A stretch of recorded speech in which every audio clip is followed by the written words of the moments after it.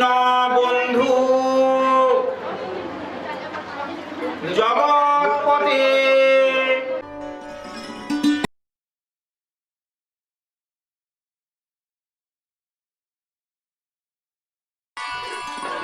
পরমেশ্বর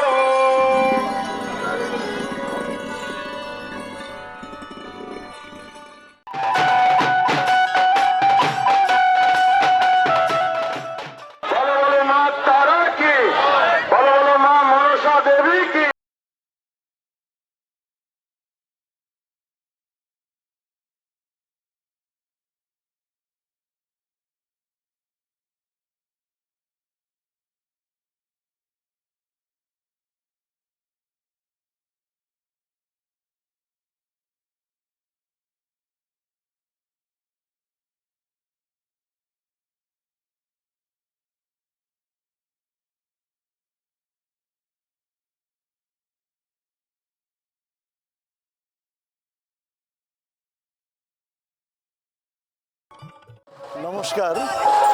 আজ 8ই বৈশাখ ইংরেজি 2রা মে শুক্রবার সাগর কমলপুর সার্বজনীন শ্রী শ্রী তারামা ও মা মনসা উৎসব কমিটি পরিচালিত চতুর্থ বর্ষের সাগর শ্রী শ্রী তারামা পূজা এবং মা মনসা পূজা 1432 শুধু সাগরদ্বীপবাসী এবং শুধু জেলাবাসী সকলের উদ্দেশ্যে জানাই, দক্ষিণ 24 পরগনা জেলায় প্রথম এই সাগর দ্বীপের কমলপুর গ্রামে, যেখানে শিক্ষা, সংস্কৃতি, কৃষ্টি, সভ্যতা সব দিক থেকে এগিয়ে, সেখানে ধর্মপ্রাণ মানুষের জন্য আমাদের কলকাতার চেতলার গ্রাম নিবাসী শ্রদ্ধেয় আশুতোষ ঘোষ মহাশয়ের আন্তরিক প্রচেষ্টায় সাগরদ্বীপের কমলপুর গ্রামে বরেন্দ্র স্মৃতি প্রাঙ্গণে তারামায়ের মন্দির প্রতিস্থাপিত হয়েছে 1429 সালে।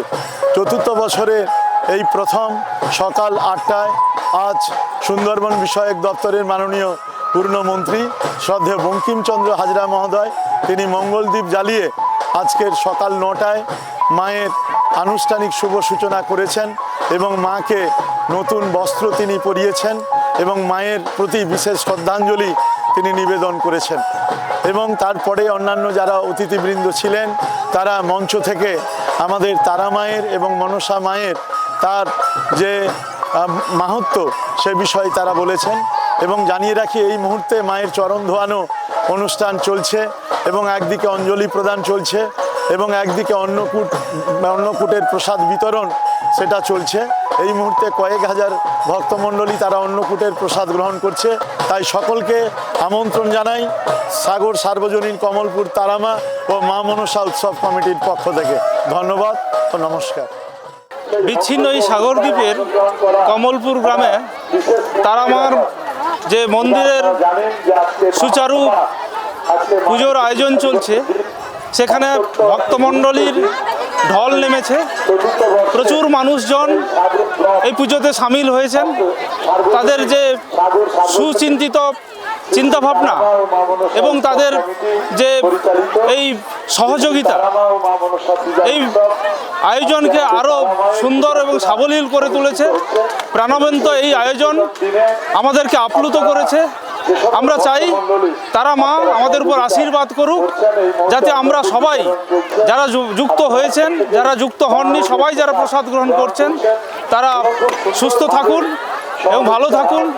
এই কামনা করি যে তারা মার আশীর্বাদ যেন আমাদের সবার উপর ঝরে পড়ে এবং পরের বছর যেন আমরা সুস্থভাবে আবারও এখানে এই রকম একটি সুন্দর আয়োজিত অনুষ্ঠান যেন উপভোগ করতে পারি, উপস্থিত হতে পারি। সবাইকে প্রণাম, শ্রদ্ধা, নমস্কার, কৃতজ্ঞতা জানাচ্ছি।